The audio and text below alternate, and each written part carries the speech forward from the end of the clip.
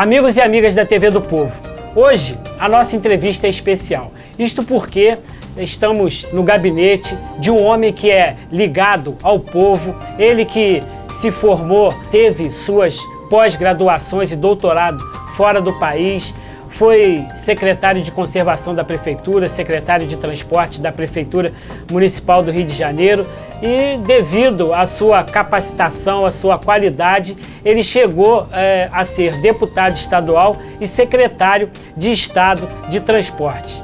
Também teve grande participação na área olímpica do nosso Brasil. E a gente vai entender e conhecer melhor essa história junto com ele, que com certeza a partir deste momento vocês aprenderão muito com o homem vencedor, deputado Osório. Tudo bem, deputado?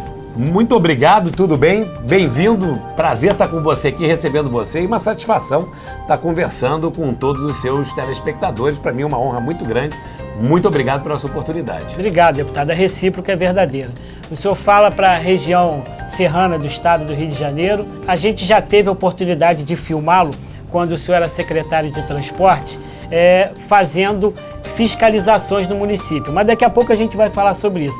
Primeiro eu queria saber o seguinte: quem é o Osório? Nasceu aonde? Estudou aonde? Se formou aonde? Olha só, eu me caracterizo do seguinte: o Osório é um carioca, nasci na cidade do Rio de Janeiro há 51 anos atrás. Faz pouco tempo. Faz pouco tempo. Pô, o tempo está passando rápido demais. Enfim, eu sou carioca, estudei aqui no Rio de Janeiro a vida inteira. Depois resolvi ir para os Estados Unidos para fazer uma especialização em telejornalismo. E bacana. Ingressei na sua área, na nossa área, que é a área de comunicação. Eu fui o primeiro correspondente de uma rede importante de jornalismo americana no Brasil, a rede de televisão CNN. E aí depois a minha vida levou à área empresarial, empreendi em diversas áreas. Também militei na área do esporte brasileiro, no Comitê Olímpico Brasileiro. Coordenei o projeto pelo Comitê Olímpico de trazer os Jogos Olímpicos de 2016 aqui para o nosso estado. E depois entrei na vida pública através da Prefeitura do Rio, fui secretário 2 vezes durante 5 anos na Prefeitura do Rio, Transportes e Conservação. Me apresentei às eleições, descobri uma vocação que eu não sabia que eu tinha, que era amar e ter paixão por servir a população. Bacana. Fui eleito em 2014 deputado estadual, estou no meu primeiro mandato e concorri no ano passado à Prefeitura do Rio de Janeiro. E o que me deu uma enorme satisfação. Não fui eleito prefeito do Rio de Janeiro, mas tive uma experiência extraordinária e estou aqui para trabalhar para o nosso estado, o estado do Rio de Janeiro. Fui secretário, como você mencionou, de transporte do estado. Conheço muito bem a realidade da região serrana, em particular da região de Friburgo, e eu acho que aqui a gente pode construir a partir dessa experiência, ouvindo as pessoas na luta por um estado melhor, reconhecendo que o estado do Rio de Janeiro hoje, todo mundo sabe, vive o maior momento de crise da sua história. Mas nada melhor do que um descendente do general Osório nos ajudar a viabilizar e a melhorar e transformar a qualidade de vida do cidadão do estado do Rio de Janeiro. Eu queria que o senhor falasse sobre essa sua experiência inicial em ser representante, ser correspondente aqui no Brasil da CNN. A gente acompanha as maiores e as mais coberturas feitas no jornalismo mundial, são produzidas pela CNN. Como é que foi como é que o senhor chegou a esse tão importante cargo e função? Olha, eu tinha sempre muito interesse e paixão pelo jornalismo político, jornalismo internacional, jornalismo econômico, e tive a oportunidade de fazer esse curso de especialização nos Estados Unidos, na Universidade de Nova York. E antes de retornar ao Brasil, eu queria ter uma experiência profissional nos Estados Unidos, até para poder comparar o que se faz lá com o que se faz aqui no Brasil.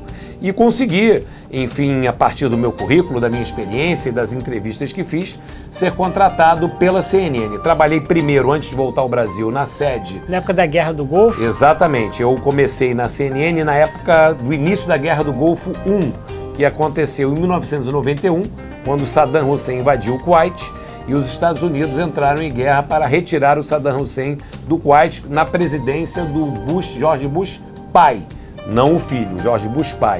E lá trabalhei na central da CNN, na sede da CNN, do jornalismo da CNN, que fica na cidade de Atlanta, nos Estados Unidos, em diversos programas de jornalismo, e voltei depois de 6 a 8 meses como produtor lá em Atlanta, como correspondente no Brasil. Muito interessante você, sendo brasileiro, ser um correspondente estrangeiro no Brasil. Tinha carteirinha do Itamaraty de correspondente estrangeiro, e foi uma experiência muito rica, pois eu pude tratar de todos os temas nacionais, de um ponto de vista local, mas transmitido para uma audiência global. A CNN é a maior rede de telejornalismo do mundo, ela está presente em quase 200 países, ela gera conteúdo numa quantidade muito grande de idiomas, ou seja, não é apenas a transmissão em inglês, tem transmissões em vários idiomas, em várias regiões do mundo. Aqui nas Américas eles têm um serviço muito forte em espanhol e em outras regiões do mundo em outras línguas.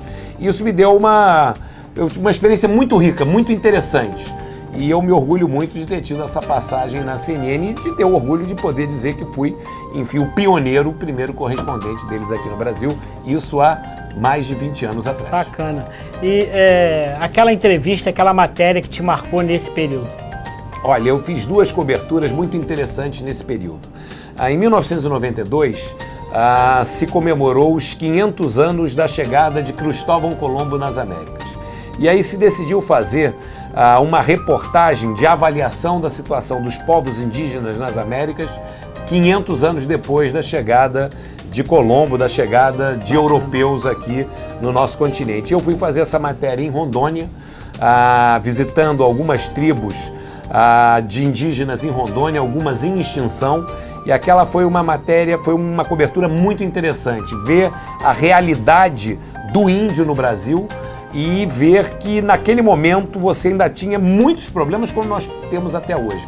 Problemas de invasões de reservas indígenas, problemas de extração ilegal de madeira, problemas de grilagem de terras, de assassinatos, uma situação extremamente complicada, e que a nossa reportagem ajudou a que pelo menos aquela população indígena que nós chamamos a atenção e jogamos a luz sobre ela, tivesse uma intervenção dura do governo federal e da FUNAI, melhorando aqueles indígenas. Uma outra participação interessante foi na ECO 92, a grande conferência da Marcelo Alencar, governador do Estado. Marcelo Alencar, governador do Estado, Fernando Collor, presidente da República à época, e o Rio de Janeiro sediou aqui a maior conferência das Nações Unidas da ONU sobre o meio ambiente, a primeira grande conferência sobre o meio ambiente.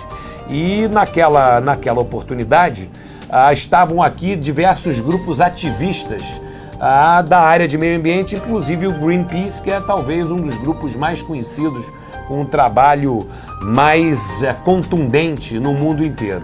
Nós veiculamos programas do Greenpeace em nossas programações. Pois é, que bom. E o Greenpeace me convidou, eles iam fazer uma ação para chamar atenção sobre os riscos da energia nuclear, fazendo uma invasão, uma ação na usina nuclear de Angra 1, aqui no nosso estado, na cidade de Angra dos Reis. E era uma ação que eles queriam sigilo absoluto e me escolheram como a única emissora para acompanhar essa ação do Greenpeace, que foi uma ação muito interessante, que chamou muita atenção do mundo naquele momento, não apenas por um problema nuclear nas usinas brasileiras, mas para o tema da energia nuclear, que era um tema de muito debate naquela época no âmbito das Nações Unidas. E aí a minha matéria foi repercutida no mundo inteiro a partir da exclusividade que a gente teve naquela ação do Greenpeace, que foi muito legal. Bacana. E o tempo passou e o senhor entrou... Eu tenho a informação que o senhor recebeu um convite do Nussmann, esse grande homem, um homem que levou o nome do Brasil para o mundo, o convidou, reconheceu o seu talento, a sua capacidade, ajudar a trazer as Olimpíadas, né, o Pan-Americano para o Brasil. É verdade. Como é que foi essa história? Olha, essa história foi uma história muito interessante. Eu fui secretário-geral do Comitê Olímpico, na verdade, do Comitê de Candidatura do Pan-Americano, depois de organização do Pan-Americano, depois da candidatura para trazer os Jogos Olímpicos do Rio. Na verdade, nossa meta, enfim, no projeto que o Nussmann me convidou para integrar, era o objetivo de trazer os Jogos Olímpicos para o Rio. O que era impossível. O que ninguém acreditava. Era impossível. Ninguém acreditava. O Rio de Janeiro já tinha sido candidato aos Jogos Olímpicos de 2004, que acabaram na Grécia, fomos desclassificados assim de maneira vexatória, e quando nós resolvemos relançar esse projeto, ninguém acreditava nas possibilidades do Rio. Nós montamos um programa de 9 anos, não foram 9 meses, não foram 9 dias, foram 9 anos de trabalho, num processo internacional extremamente estruturado e bem sucedido, que levou primeiro o caminho ganhar Pan-Americano, organizar Pan-Americano, depois ganhamos a candidatura olímpica, começamos como patinho feio e ganhamos nada mais, nada menos de que Estados Unidos, do que Espanha, um país importante da Europa, com a cidade de Madrid, e o Japão com a sua capital, Tóquio. O Rio de Janeiro começou como o patinho feio dessa história, mas nós provamos que nós tínhamos condições de realizar os Jogos aqui, e eu fiz todo esse processo e me senti muito orgulhoso mesmo de me sentir a serviço do nosso Estado. E nesse sentido, qual foi o maior desafio que o senhor venceu ao lado do Nussmann para que pudesse viabilizar esse projeto tão ambicioso? Olha, a desconfiança com relação a um país da América do Sul, do chamado mundo de desenvolvimento. Violência. A violência certamente era um tema a ser vencido, mas o principal tema, o Comitê Olímpico Internacional é uma entidade formada genuinamente, ou na sua maioria, por membros dos países do primeiro mundo. Europa com grande peso, Estados Unidos, Canadá e a parte rica da Ásia. Todos eles com discriminação com relação... E sempre com uma visão muito crítica e até discriminatória, com países fora do que nós chamamos de circuito Elizabeth Arden, que são as grandes capitais ou os grandes países do mundo. Então, o nosso principal trabalho foi vencer essa desconfiança e apresentar um trabalho técnico que foi aprovado na sua integralidade. E olha, nós não pedimos favor a ninguém. Nós nunca nos apresentamos como coitadinhos. Olha, nós somos do terceiro mundo, nos dê uma oportunidade, porque nós precisamos de jeito nenhum. De igual para igual. O que nós dissemos aos nossos eleitores foi: o Rio de Janeiro vai apresentar Jogos Olímpicos iguais ou melhores que apresentariam os nossos concorrentes, Chicago, Tóquio e Madrid, e nós fomos eleitos e isso nos orgulhou muito e abriu várias oportunidades para o Rio de Janeiro. E a história hoje nós sabemos, infelizmente, nem todas essas oportunidades foram apresentadas. Infelizmente, enfim, depois de vencida essa disputa, os governos... O diferencial para vencer essa disputa foi o quê? O diferencial foi as características do Rio de Janeiro, a qualidade técnica do nosso projeto e o interesse do mundo em ter oportunidade de tirar os Jogos Olímpicos realmente daquele grupo fechado, daquele clube fechado de nações da Europa, Estados Unidos e da parte rica da Ásia. Eu acho que essa foi a química que nos levou à vitória. E depois nós vimos que a implementação do projeto deixou a desejar, e eu fui muito crítico com relação a isso quando fui candidato a prefeito do Rio, porque eu acho que a Prefeitura do Rio de Janeiro e o então prefeito Eduardo Paes, ele fez uma excelente administração no seu primeiro mandato, mas no segundo mandato, em vez de pensar na cidade, no legado e na utilidade dos Jogos para o Rio de Janeiro, ele começou a pensar no seu futuro político. E quando você pensa no futuro político, você tem interesse apenas em ser dono dos Jogos e esquece no que vem depois. E hoje a gente tem essa situação lamentável de ter grande parte dos investimentos feitos na área do esporte para as Olimpíadas abandonados, o chamado largado olímpico, porque o legado olímpico na área do esporte infelizmente ainda não se concretizou. O Eduardo Paes, então, faz jus àquela velha frase de para-choque de caminhão, onde ele governou não para a próxima geração, e sim para a próxima eleição. Infelizmente, ele teve um início de governo promissor, ele é um bom gestor, ele fez um belo primeiro governo, eu fui secretário dele. Eu pensei que o senhor ia ser o candidato dele, porque... Aí são questões internas de decisão dele, que não cabe a gente comentar. Mas, infelizmente, se perdeu a oportunidade na área do esporte, ou realmente essa também é uma... do senhor ser prefeito da cidade e fazer... implementar toda essa sua capacidade, sua experiência. Eventualmente. E, principalmente, esse seu amor pela cidade. É verdade. Em prática. Mas agora nós estamos aqui com essa missão de estar aqui na Assembleia, trabalhando pelo Estado. Tem muita coisa para fazer. O Estado vive uma situação muito ruim. Isso, infelizmente, essa é a nossa realidade e a gente não tem como fugir dela. O tempo passou e surgiu a oportunidade de ser candidato a deputado estadual. Como é que foi essa questão? Olha, eu entrei... Acho que ia ser federal, não é isso? Exato. Na verdade, o que aconteceu foi o seguinte. Primeiro, eu nunca tinha estado no setor público, nunca tive nenhuma filiação a partido político. Eu construí toda a minha vida na área privada. Depois que o Rio de Janeiro foi eleito sede dos Jogos Olímpicos, eu estava na área privada pelo esporte brasileiro, eu recebi um convite do prefeito Eduardo Paes, que era o prefeito à época, para integrar o seu secretariado na sua primeira administração. Como bom filho não foge à luta. Exatamente. Eu falei para ele, prefeito, se você está me convidando, se o Rio de Janeiro está me chamando ao seu serviço, para o Rio de Janeiro eu nunca digo não, e topei o desafio e me tornei o primeiro secretário de conservação da cidade.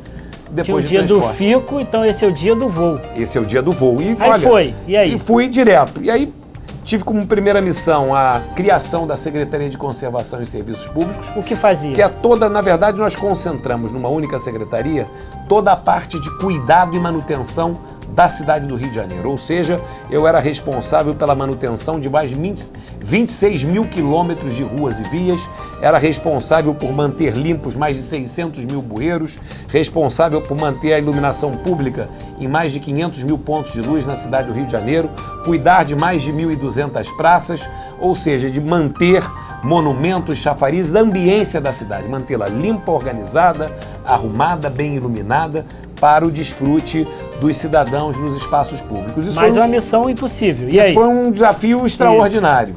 E nós trabalhamos com muito afinco e conseguimos atingir todas as nossas metas em 3 anos. Nós batemos o recorde de produção de massa asfáltica, nós trouxemos a qualidade da iluminação pública nos padrões internacionais e nós conseguimos ter um cuidado com o bairro, com a cidade e com as pessoas. Porque, e eu achei isso uma experiência fantástica e extraordinária. Foi a minha melhor experiência na área pública, porque as pessoas, elas não vivem no país nem no estado, elas vivem no município. E no município elas vivem numa determinada rua, num determinado bairro, numa determinada vila. Tudo começa dali. E tudo começa dali. E se a ambiência de onde a pessoa mora não está digna e adequada, se ela não tem uma boa drenagem, se ela não tem a via pavimentada, se essa via não está iluminada, se a praça mais próxima não está bem mantida e bem cuidada, se a região onde ela mora não está limpa, ela perde qualidade de vida e ela tem um desgosto com a cidade com que ela mora. Então, colocar o Rio de Janeiro em ordem, limpo e arrumado, foi a maior experiência da minha vida. E nesse período eu tive a oportunidade de ter uma atuação muito importante em Friburgo. Obviamente que o morador de Friburgo se lembra muito bem das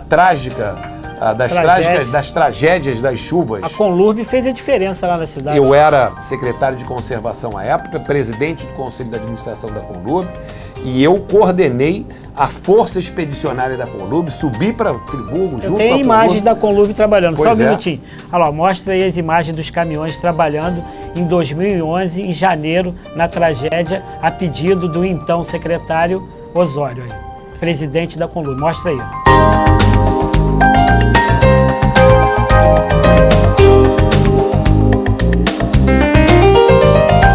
E esses caminhões que estavam trabalhando, eu estava lá também. Enfim, com o pé na lama, Bacana. enfim, acima do joelho, ajudando os nossos garis. E eu tenho uma experiência muito legal, porque o nosso planejamento era o seguinte: como a situação em Friburgo na época estava caótica, logo depois das chuvas, a nossa missão era, a gente mandaria uma turma para Conlurb, saímos do Rio às 4 horas da manhã, passar o dia, a turma voltava à noite, porque não tinha condições de alojamento, não havia tempo de organizar isso, e no dia seguinte ia uma outra turma e assim a gente ia trabalhando. E todo mundo com alegria, eu me lembro Muita alegria.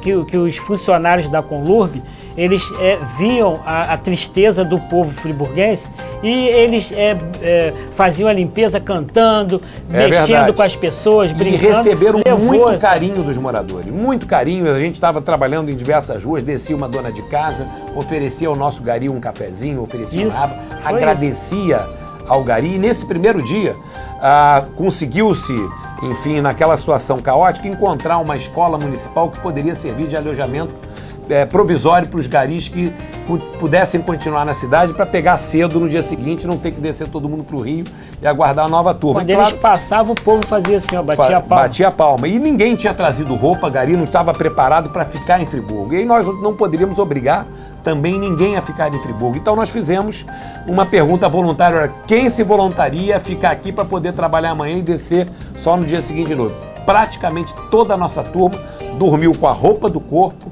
em condições que não eram adequadas, mas para poder servir e trabalhar, estar cedinho nas ruas novamente. Isso me deu muito orgulho e a gente tem, enfim, um carinho muito grande pela população de Friburgo. Eu acho que os friburguenses ficaram com um carinho muito grande pelos nossos garis que vestem a cor de laranja aqui no Rio de Janeiro. Nesse momento, eu fui eleito o vereador mais votado da história de Friburgo, com 5.550 votos em 200 anos da cidade. Então eu acompanhei de perto todo esse trabalho. Então, em nome da população de Nova Friburgo, eu quero agradecer. Obrigado. Porque se não fosse a sua atitude, a nossa cidade com certeza levaria anos para poder ter a limpeza. Todo o povo reconhece que fez a diferença a ida dos caminhões, dos funcionários, das máquinas, da estrutura da Conlurb para a cidade de Nova Friburgo. E olha, eu queria também dizer o seguinte, pessoas como você, representantes da população, que têm amor ao que faz, é o que faz a diferença. Porque, olha, nós não somos máquinas, não são equipamentos que servem e que atendem a população. E os garis ficaram com muito carinho porque viram pessoas também de Friburgo trabalhando duro sol a sol e sentiram o carinho da população. Quando você tem o carinho da população, isso mexe com o seu coração e você trabalha mais e melhor.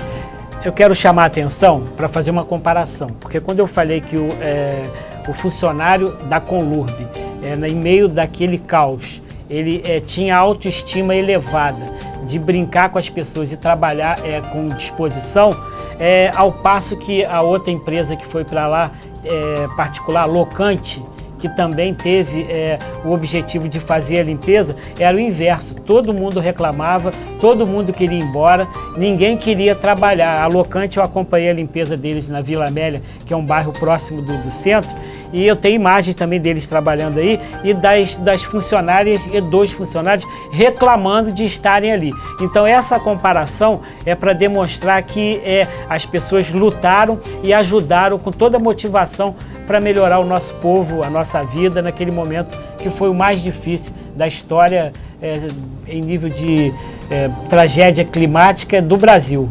E olha, você sabe o que faz a diferença nisso? Esse é um tema que eu gosto muito de tratar. No caso da Conlurb, a Conlurb é uma empresa pública da cidade do Rio de Janeiro. É a maior empresa de limpeza urbana da América Latina.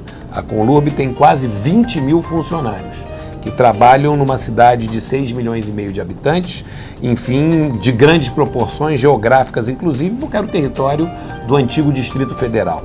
E o fato da Conlurb ser uma empresa pública bem gerida e que valoriza o seu profissional faz essa diferença. Você deu o exemplo da Locante.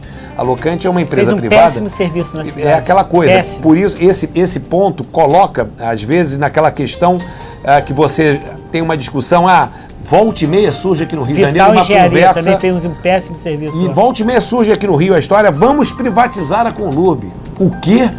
Para quê? Se é uma companhia pública competente, eficiente, que trabalha bem.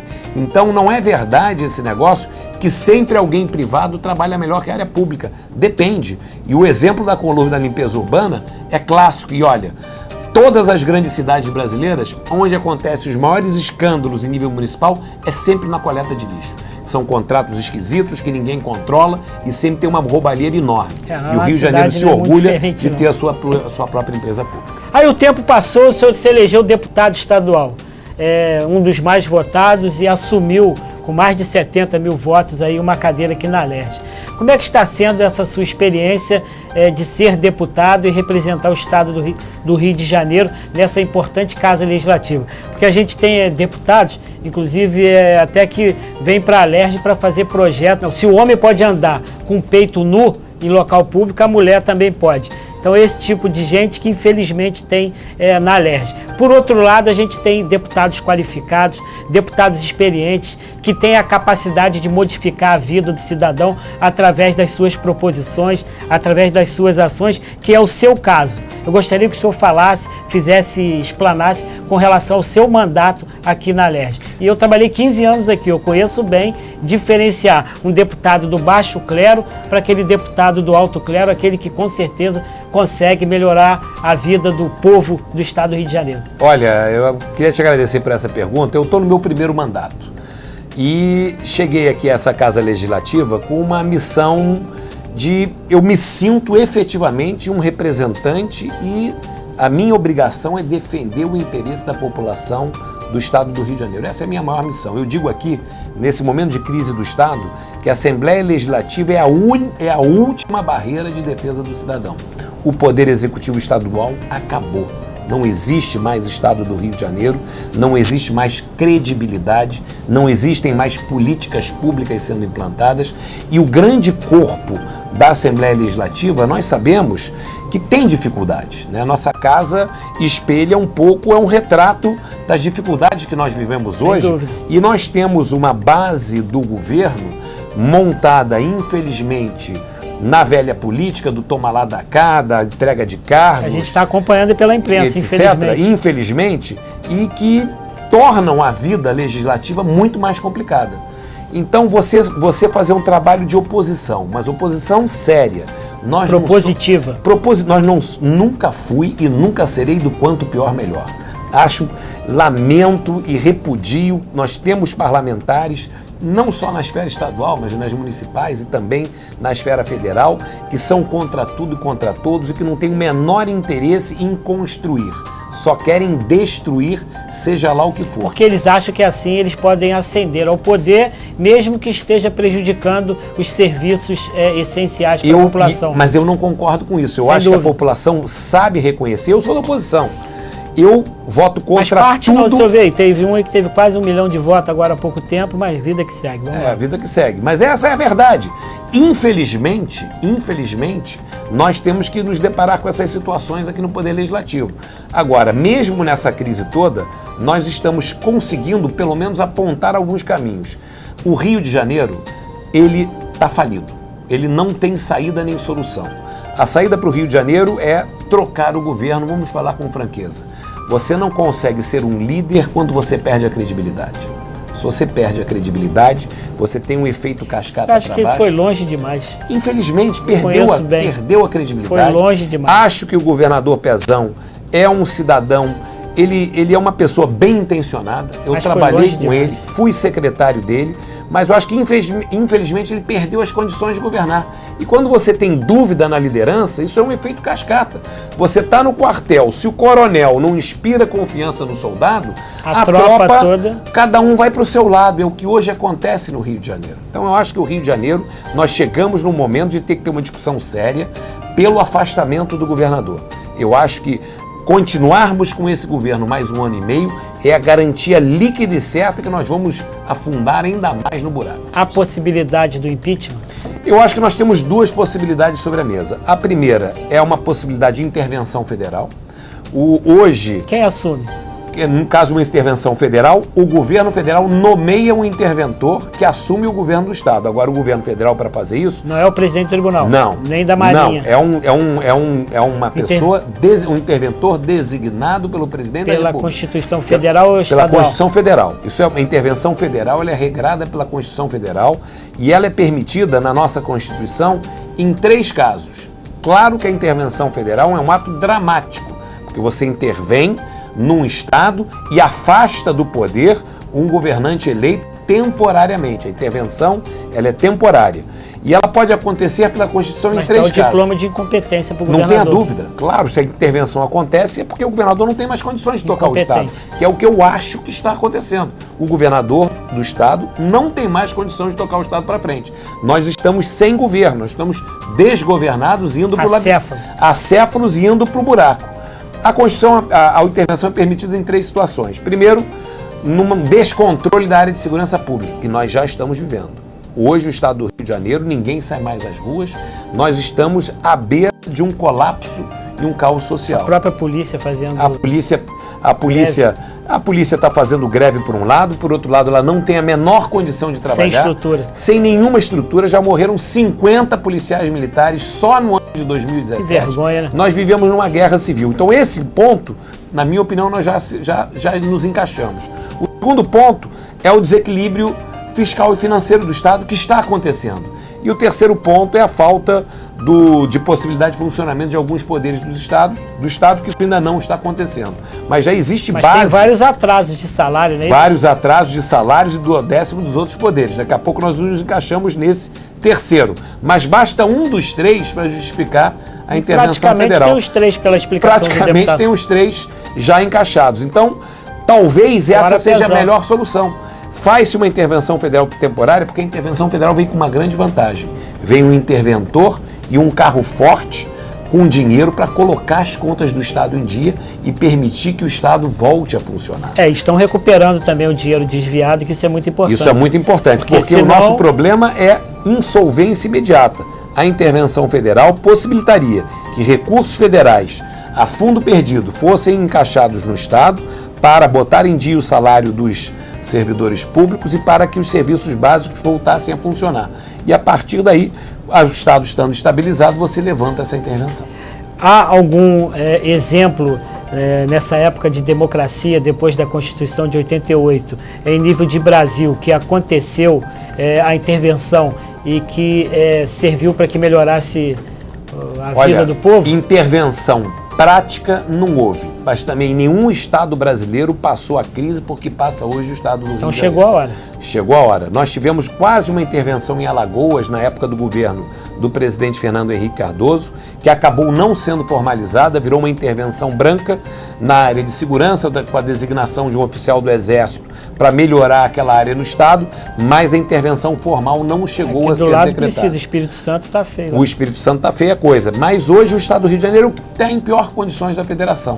Nós estamos numa situação tão aguda que eu acho que a intervenção federal talvez seja a única saída para evitar um mal maior, que seria o colapso total do Estado, o rompimento do tecido social, com consequências catastróficas e imprevisíveis. Aí o senhor assumiu a Secretaria de Estado de Transporte. Como é que foi essa história? Olha, foi uma experiência muito interessante. Eu tratei de muitos temas, uma secretaria muito complexa, difícil, a Secretaria de Transporte com uma responsabilidade muito grande na região metropolitana, com metrô, trens e barcas, e com o transporte intermunicipal com o Detro. Transporte intermunicipal desorganizado, com vários problemas. Atuamos lá em Friburgo e você nos acompanhou. Eu filmei o seu lá. Num momento que o prefeito de Friburgo resolveu mudar, proibiu a parada de ônibus, gerou uma confusão danada, um prejuízo danado a vários moradores de cidades vizinhas que não tinham mais a possibilidade.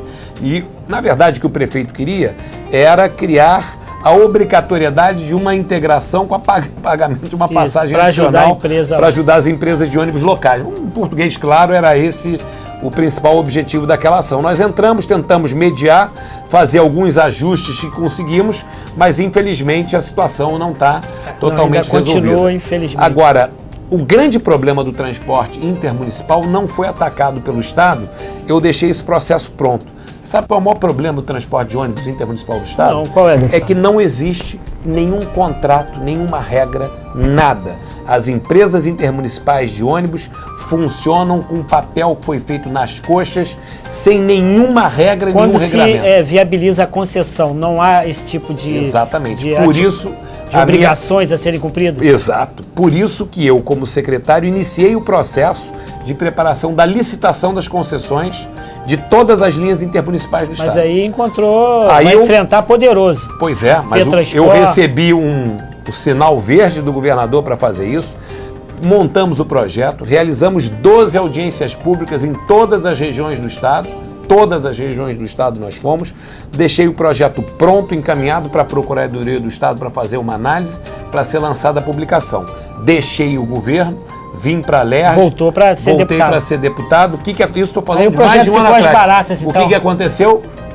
Os projetos ficou as baratas. Literalmente as baratas, com duplo sentido. Isso, a barata passou a mandar lá em Friburgo. E está parado. Ou seja, não andou, está engavetado. E agora, com a crise toda do Estado, olha, a licitação das linhas intermunicipais de ônibus podem gerar para o Caixa do Estado quase 2 bilhões de reais em outorga a ser pago pelos concessionários ao longo dos 20 anos de concessão. Um Estado falido e quebrado, deixando de fora a possibilidade de receber 2 bilhões de reais só com muito interesse contrário. Coisa. Agora, eu tenho cobrado essa luta do senhor. Eu tenho cobrado isso na LERJ direto.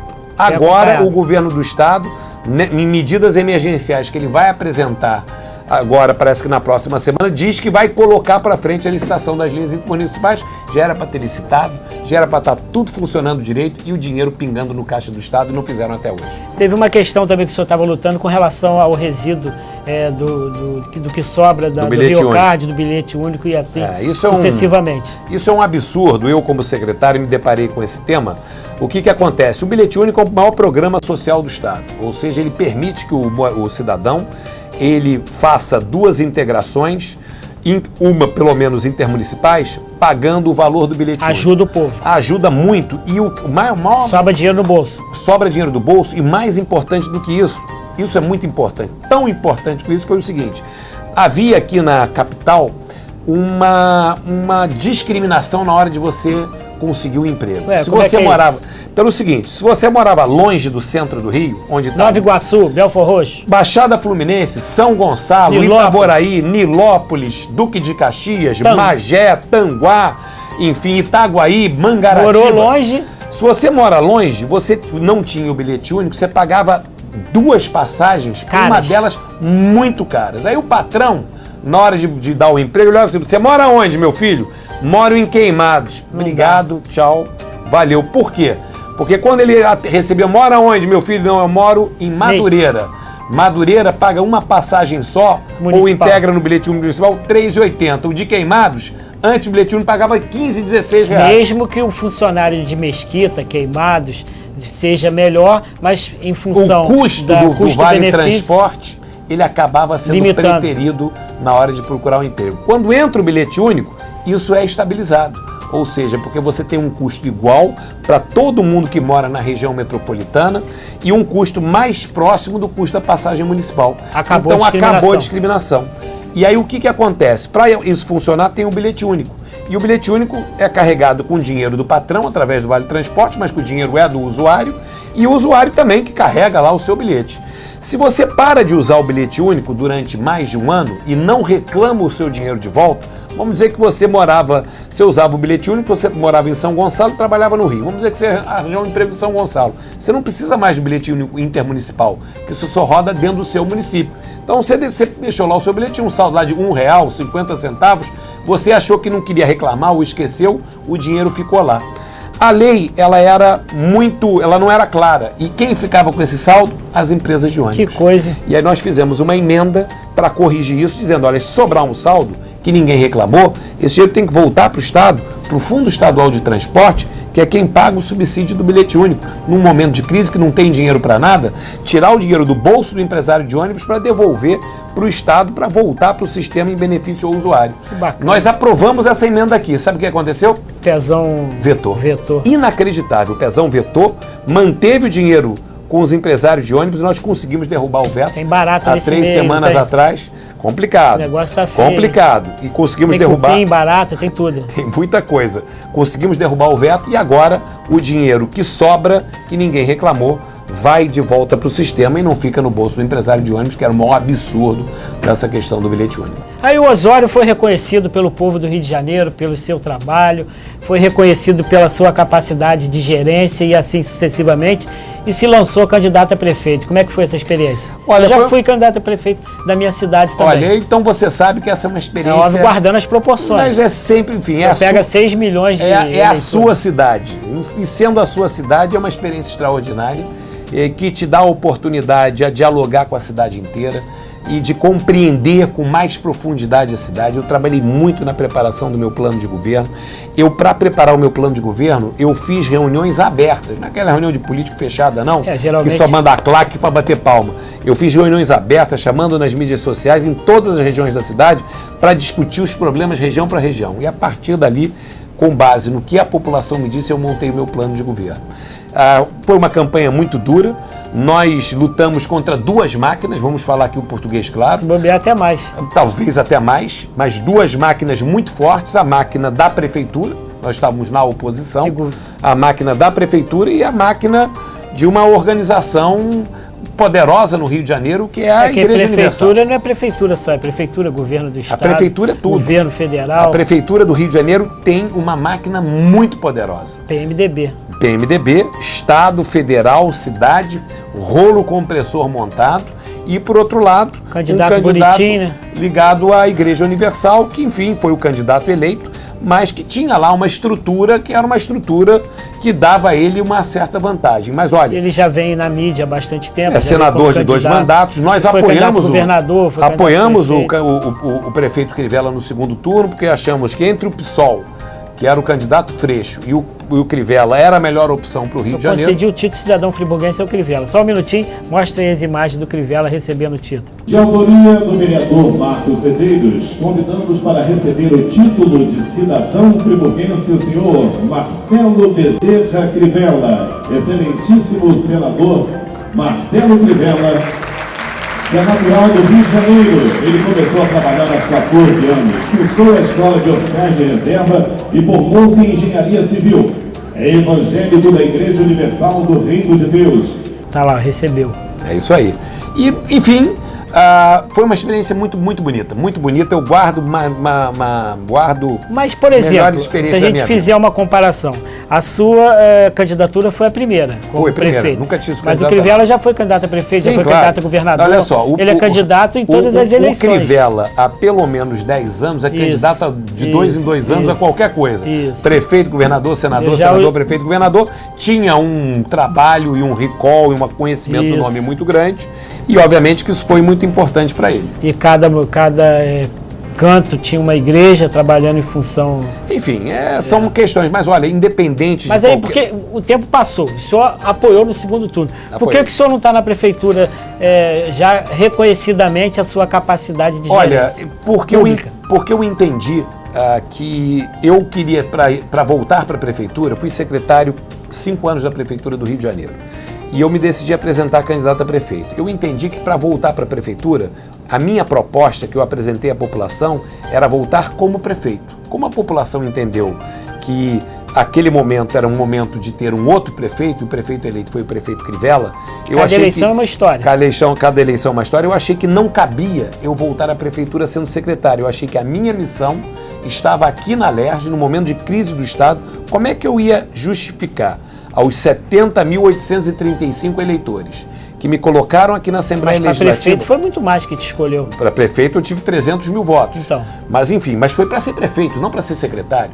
Uma coisa é você ser prefeito e poder coordenar. Mas 300 mil pessoas queriam que eu fosse prefeito. Saíram de casa com o objetivo de digitar o seu número, que só assumisse a prefeitura. Mas, infelizmente, a maioria dos eleitores não entendeu assim.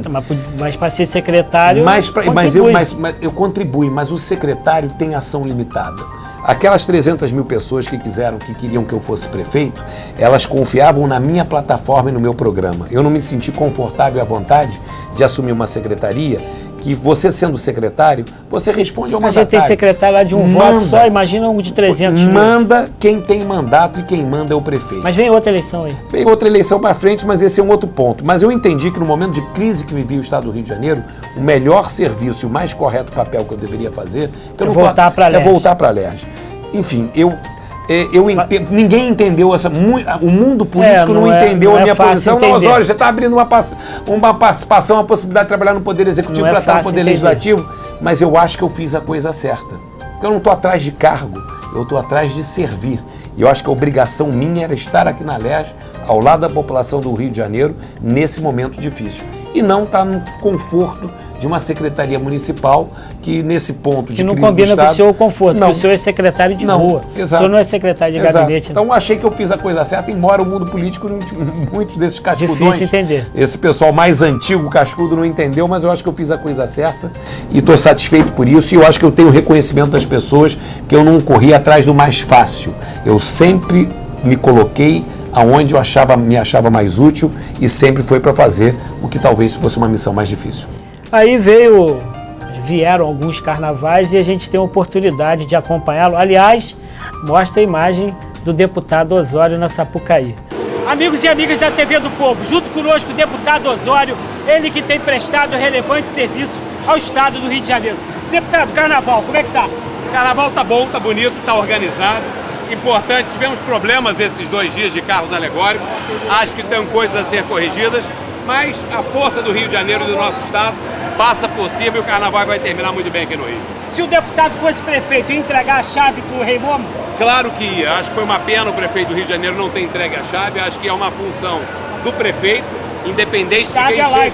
Evidente, independente de quem seja o prefeito, tem certas funções que fazem parte da tradição da cidade que devem ser respeitadas. Foi uma pena, mas enfim, aconteceu. Esperamos que no ano que vem as coisas possam ser diferentes e que haja compreensão que o Rio de Janeiro é laico, é grande, é aberto. Olha que alegria. A minha Portela. Grande ano, grande carnaval. Como é que é essa história, deputado? Seu carinho, a gente todo ano acompanha o senhor na Sapucaí, o senhor desfilando pela Portela, conforme a gente está mostrando aí. Como é que é essa história com o carnaval? Olha, o prefeito não entregou nem a chave lá. Eu lamentei. Eu achei errado dele. Eu achei errado também. Eu acho o Estado é laico. O Estado é laico e o prefeito uma função simbólica de representante da cidade, de ter entregue.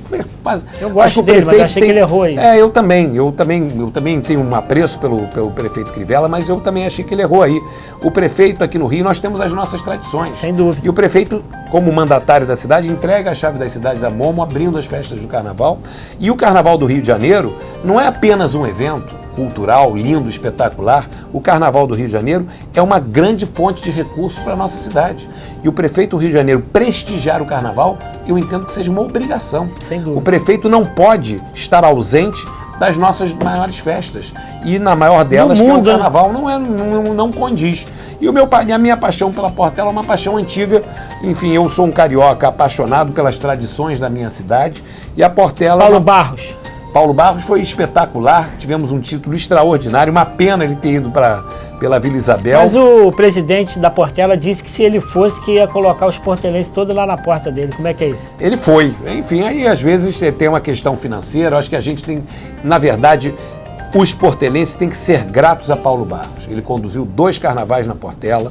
Quando ele veio para a Portela ainda carecia de algumas desconfianças do mundo do carnaval, se realmente teria oportunidade e condições de fazer um bom carnaval. O presidente Marcos Falcon, à época, transformou a Portela. Lá de cima olhando para a gente. Lá de cima olhando para a gente. Nós somos gratos ao Falcon por tudo que ele fez pela Portela.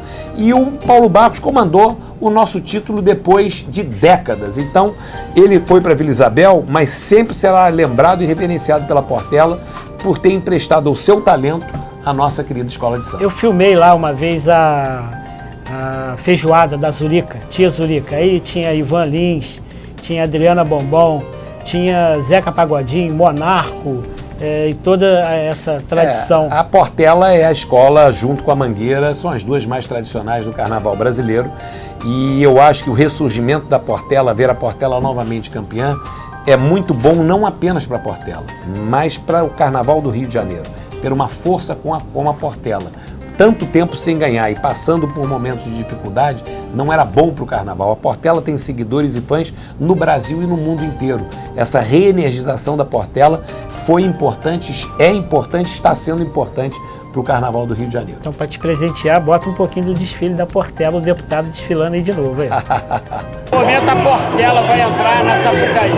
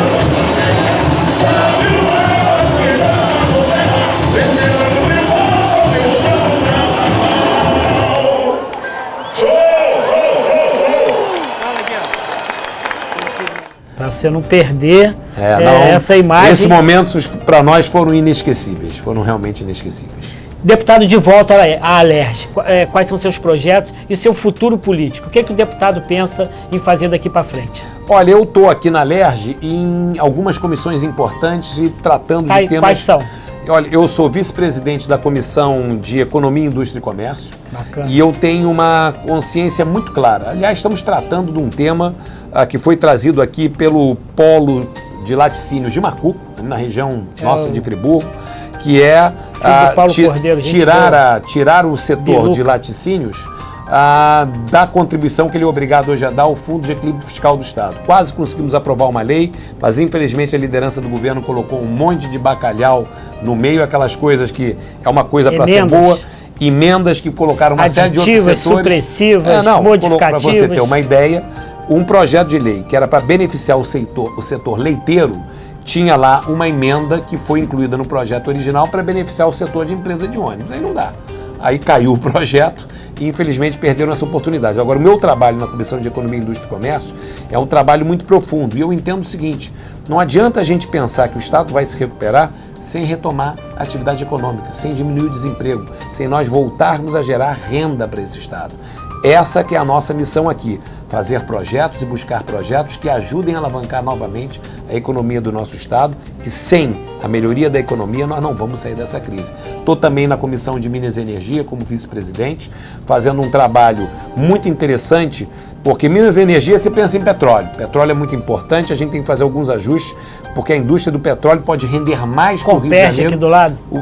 Fazer com que o Comperj de fato saia do papel, fazer com que o governo federal e a Petrobras paguem os royalties devidos ao Estado do Rio de Janeiro, que ela paga menor, mas também nós estamos fazendo um trabalho... de José Serra, né? Na verdade, José Serra lá atrás, defendendo os interesses de São Paulo, mas o pagamento a menor de royalties não é culpa de ninguém, é culpa do governo federal e da ANP, que não corrigiu a base de cálculo da Petrobras, que ela tem que pagar o royalties. Eu vou te dar um exemplo do gás. O exemplo do gás é assustador. A gás e gasolina. A Petrobras exporta, ela importa petróleo e ela exporta petróleo e alguns derivados do petróleo. Só que ela não exporta direto para o consumidor final ou para o cliente final. Ela exporta para uma subsidiária dela no Canadá, e essa subsidiária é que vende para o consumidor final. Só que ela vende do Brasil para o Canadá num preço na Bacia das Almas que não é o preço de mercado.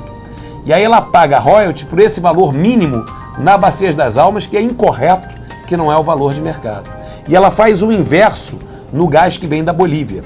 O Brasil consome... Mas isso na época Lula. Na época Lula e persiste até hoje, infelizmente. Fernando Henrique era assim também ou não?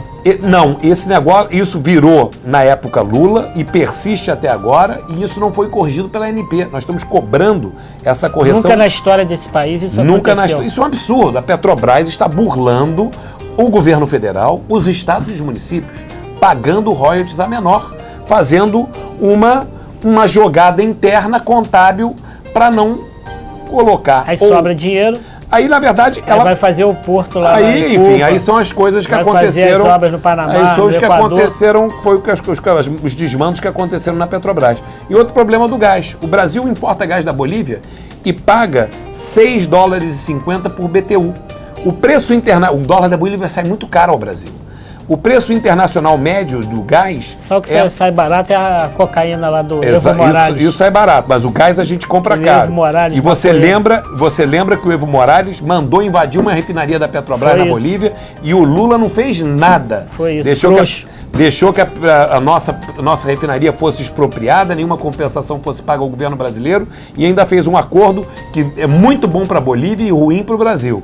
E aí o que acontece? O preço internacional do gás é mais ou menos R$ 2,50. Você acha que a Petrobras paga os royalties do gás em cima dos R$ 6,50 que ela paga à Bolívia ou um preço internacional que não é o que ela efetivamente paga? Só que ela infelizmente paga o royalties para nós em cima de R$ 2,50, meu amigo.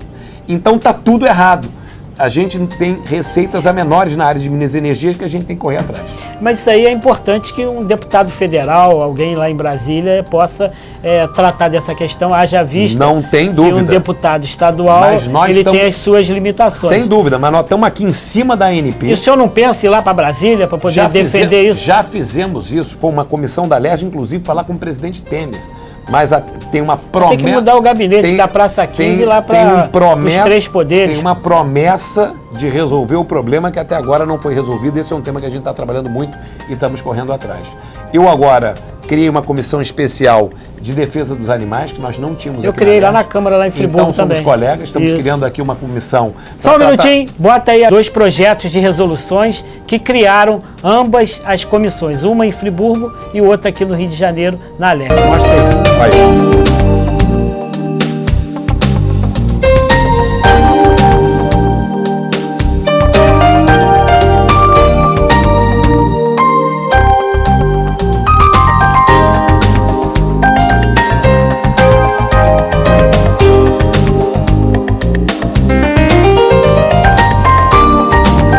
Trabalho em conjunto, me inspirando aqui no trabalho que você fez lá em Friburgo. E vamos que vamos. E vamos que E vamos. os animais, é importante, uma frase que existe de um grande filósofo, que quando se conhecer o íntimo do animal, ele vai deixar de ser uma coisa e vai passar a ser respeitado assim como ser humano. Olha, a defesa dos animais é tão importante. Hoje é inconcebível um estado como o estado do Rio de Janeiro, num tema dessa importância, nós não temos uma comissão permanente na Assembleia Legislativa. É igual lá na Isso minha é um região absurdo. também. Isso é um absurdo. E você está tratando desse tema, você está tratando, claro, do interesse do animal, evitar que uma série de questões que são lamentáveis, são dramáticas, aconteçam na sociedade, e você está respeitando também o coração daquelas milhões de pessoas que amam os animais e que ajudam e que cuidam, que são cuidadores. Enfim, é inacreditável que o Estado do Rio de Janeiro não tivesse uma comissão desse tipo ainda. Eu tenho muito orgulho de como você fez em Friburgo, eu ter podido fazer aqui no âmbito estadual. E agora, eu queria que o senhor fizesse uma análise nacional. Essa conjuntura, a gente não pode deixar de falar da Lava Jato, a gente não pode deixar de falar com relação à legislação de abuso de poder que está sendo votado lá em Brasília, que ambos são bastante importantes, mas uma não pode invalidar a outra. Uma conjuntura nacional, como é que o senhor vê isso? Bom, primeiro, o reconhecimento que o Brasil passa, talvez, por a sua maior crise política, ética, moral da história. Os fatos que estão sendo revelados pela Lava Jato são assustadores, apavorantes e demonstram o apodrecimento da estrutura política do Brasil. Essa é a realidade que a gente tem. A estrutura política do Brasil está podre, ela está caindo. Ela não consegue mais levar o Brasil adiante. E o apoio total às investigações, à Lava Jato, a situação é dramática, é realmente dramática. Atinge a todos os partidos, atinge ao coração da estrutura política. Agora, de toda essa crise, de todo esse desastre, eu acho que a gente tem uma grande oportunidade, que é passar uma borracha, limpar a área e recomeçar em novas bases. A sociedade, o cidadão brasileiro, não tem mais nenhum interesse pela política, ele acha que a política é lugar de bandido. Eu ouvi isso, Osório, mas o que você está fazendo aí? Só tem bandido na política. Eu falei, olha, mas se as pessoas de bem não entrarem, lógico, vai ficar tudo na mão deles. Lógico, tá certo. E essa questão da criminalização da política me preocupa, mas ela está criminalizada, então a gente tem que passar a borracha, separar o joio do trigo para começar novamente.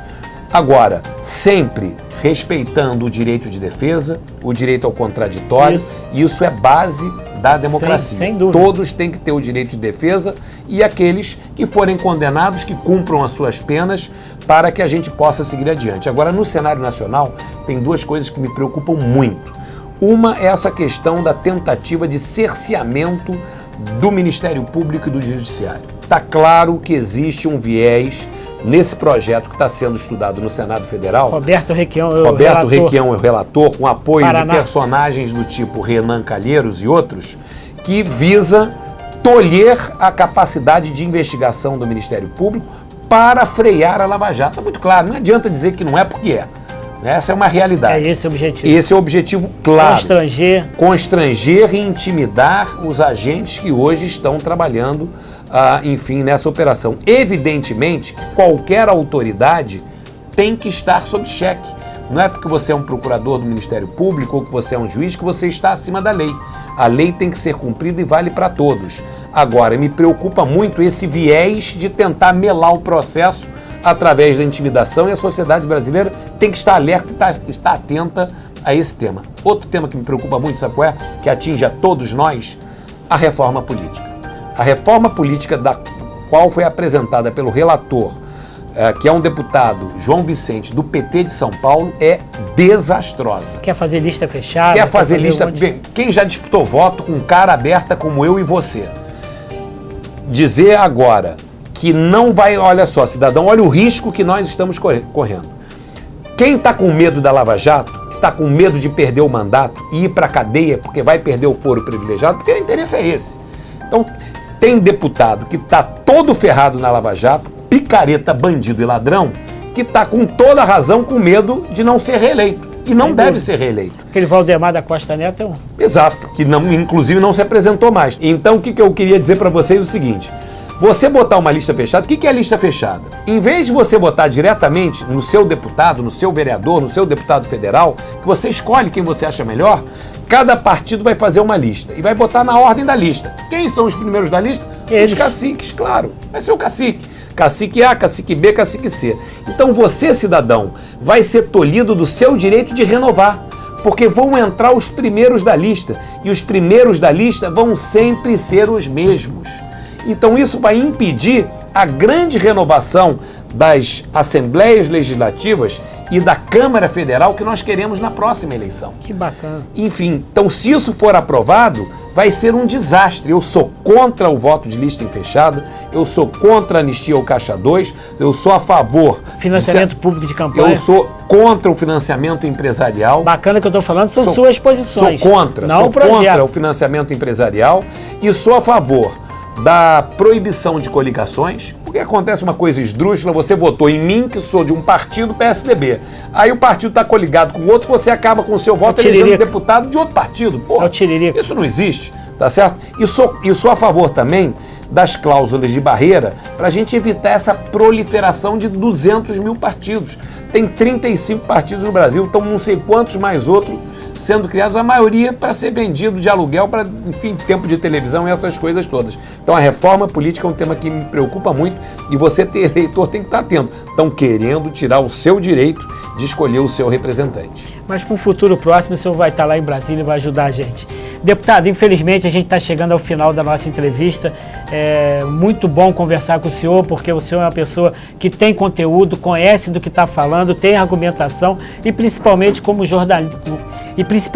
jornalista se expressa excepcionalmente, levando palavras de fácil entendimento ao nosso telespectador. Então eu gostaria que o senhor utilizasse da tela da TV do Povo para enviar uma mensagem de carinho, de otimismo e de esperança, e principalmente para aquele cidadão e cidadã que nos dá o privilégio da audiência, possa saber que existem pessoas excelentes dentro da política, assim como o senhor o é. Muito obrigado. Primeiro eu queria lhe agradecer pela oportunidade de a gente estar aqui conversando, de receber a sua visita, de poder estar entrando na casa das pessoas, nos telespectadores da TV do Povo, uma conversa assim, franca, aberta, nada coreografada, aqui é tudo feito de maneira clara, é a maneira como você age, e agradecer pelo teu trabalho. O seu trabalho é um trabalho muito importante. Levar informação, levar verdade, fazer análise crítica, discutir é fundamental se a gente pensa em crescer. Então eu queria primeiro agradecer a você. Obrigado. Por tudo que você representa na região, e também aos telespectadores, e dizer, olha, o Rio de Janeiro vive uma crise muito grande. A gente tem que ser franco com as coisas que estão acontecendo.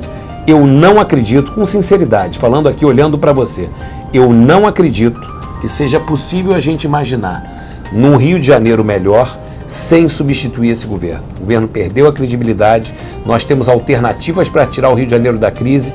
Agora, enquanto estivermos arrastando correntes com esse governo, nós não vamos chegar a lugar nenhum.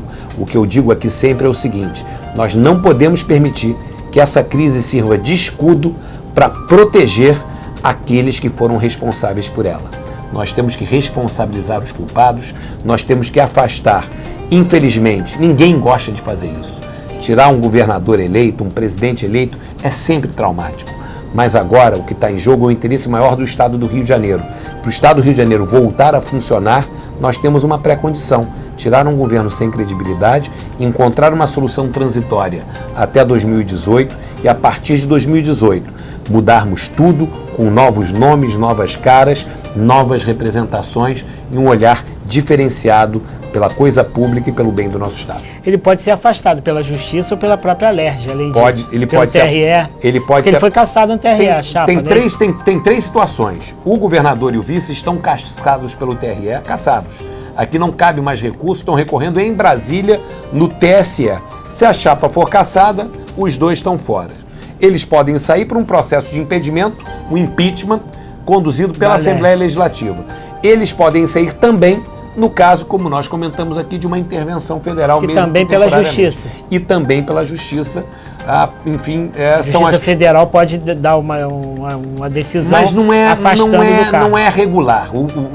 Isso seria uma coisa um pouco fora dos ritos constitucionais. Para você afastar um governante eleito, você tem a possibilidade de impedimento, comprovado crime de responsabilidade através do Poder Legislativo, seja federal ou seja estadual, ou você tem uma medida de força, num caso de emergência, como é o que vive o Rio de Janeiro hoje, de sofrermos uma intervenção federal. Ou, na terceira hipótese que nós comentamos, essa dupla ter cometido um crime eleitoral à época da eleição, a eleição ser considerada inválida, como de fato considerou o TRE, e essa decisão ser em Brasília confirmada. Em suma, fora Pezão. Obrigado, deputado. Um abraço. E com estas imagens, outro deputado. E com estas imagens, a gente vai terminando mais esta transmissão. TV do Povo, a lente da verdade.